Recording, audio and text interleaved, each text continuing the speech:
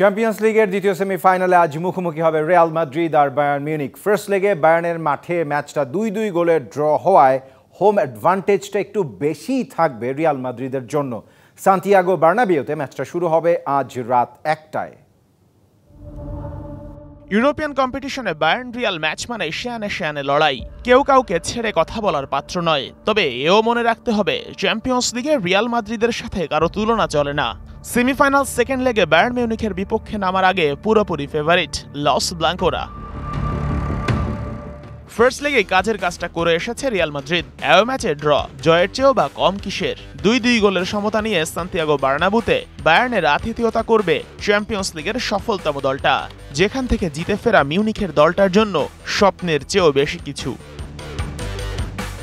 চলতি ফর্ম অনেকখানি এগিয়ে রাখছে রিয়াল মাদ্রিদকে।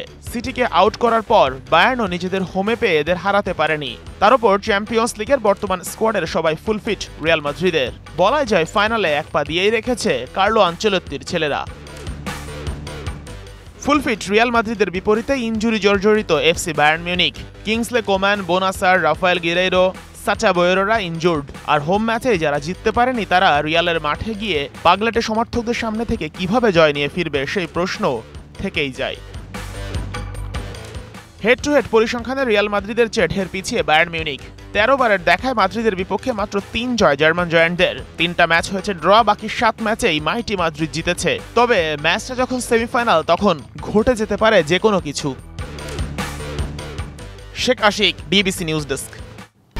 1, 2, 3 ঢাকায় জমি জিতে নিন 100% ক্যাশব্যাক সহ 20 কোটি টাকার পুরস্কার।